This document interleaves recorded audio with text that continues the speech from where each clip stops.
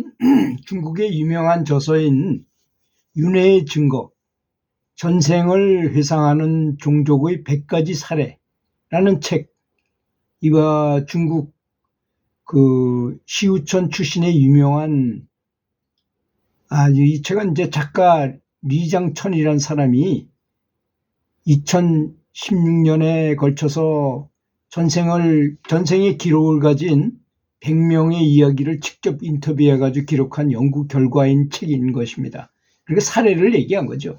그러니까 여기에 이게 맞고 틀리고 이런 거는 그 사람이 쓴 책에 나온 이야기를 전해드리는 거니까 독자가 알아서 이해하시기 바라겠습니다.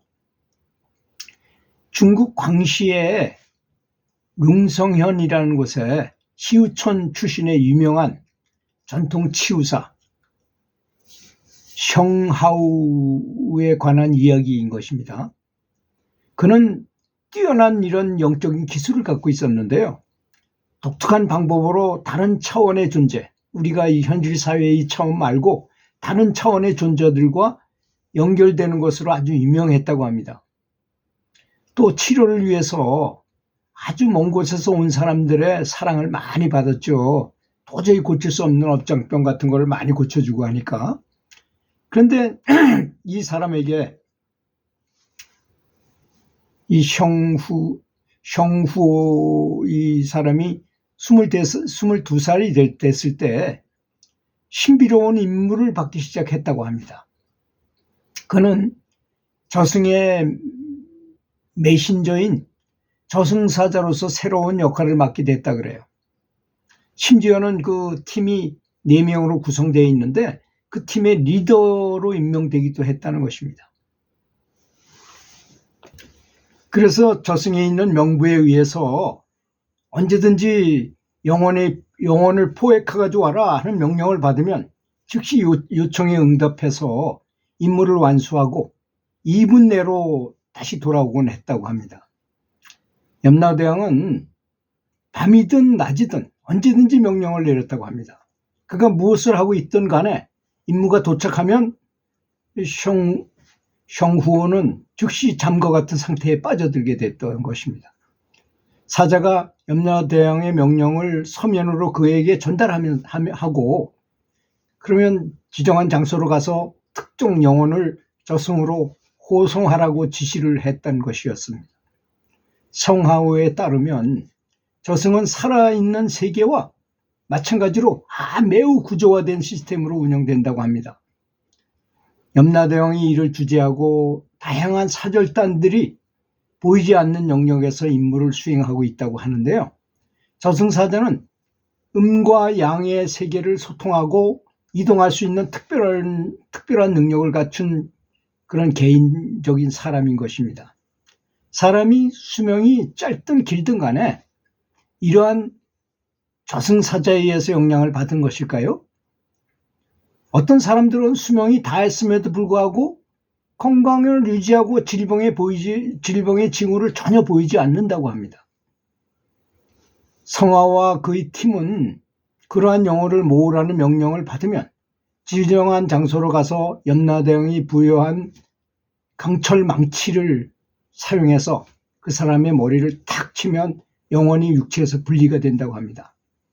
보통 한 번의 타격으로 영혼이 탁 분리가 된대요.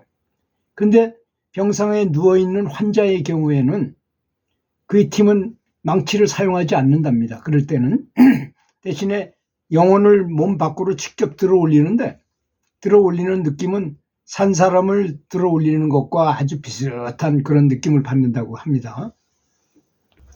그렇게 영혼을 이제 들어올리면 몸은 빠르게 숨을 멈추고 사망을 하게 된다고 하는 것입니다.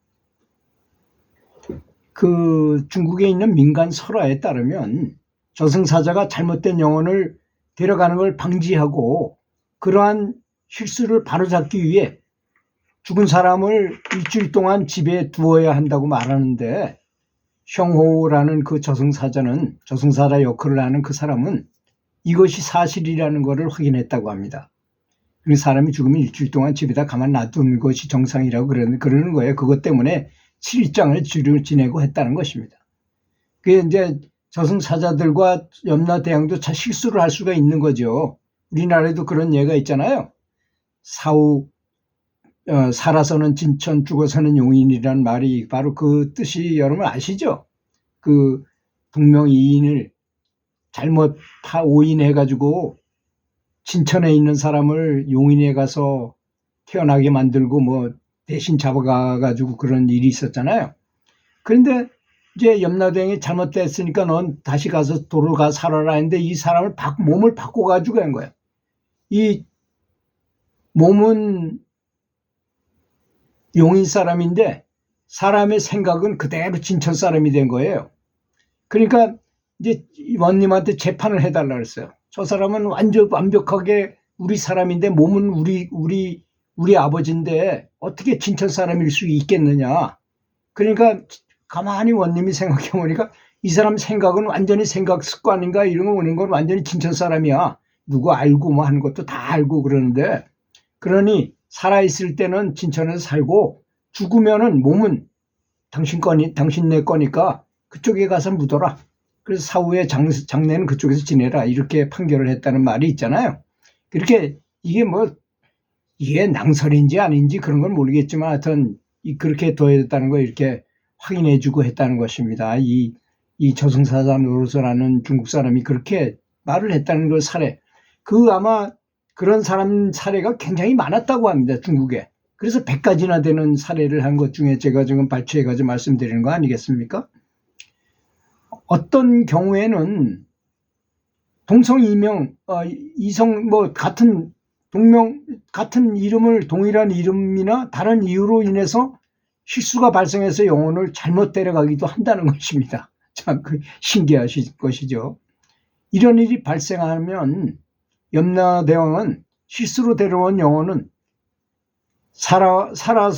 살아있는 세계로 다시 돌려보내기 위해서 그때는 저승사자가 아닌 다른 사자를 추가로 다시 임명한다고 하는 것입니다. 그런데 이제 문제가 있잖아요. 그 달마대사처럼 이제 영혼에서 이렇게 빠져나가서 돌아다니다가 딱 와보니까 내 시체를 죽은 사람인 줄 알고 태워버려서 시체가 없잖아요. 그래서 할 수 없이 산적 두목이 죽을라니까 간단한 영혼이 빠져나가자마자 그 안으로 들어가서 달마대사의 몸이 그렇게 산적 두목처럼 변했다는 말이 있잖아요. 그런 것처럼. 그런데 만약 그 사람 신체가 이미 살아있는 세계에서 파괴돼 버렸어. 이미 화장을 했다거나 사람이 없어져 버렸어.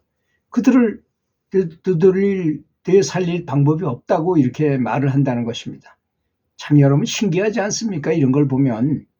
그리고 이제 잠시 후에 이제 제가 또 후편을 얘기할 건데 이때 이 저승사자들이 느낀 게 뭐냐면 사람이 수명을 좀 오래 살고 싶어 하면 정말 선행을 하고 연부를 많이 해가지고 공덕을 쌓으면 염라대왕한테 보고할 거리가 된답니다. 이 사람은 이렇게 착한 일을 많이 하고 공덕을 쌓았으니까 좀 더 살게 해주는 게 좋을 것 같습니다 하고 주청을 하면 그 염라대왕이 들어줘서 20년, 30년 더 살게 해준다는 것입니다.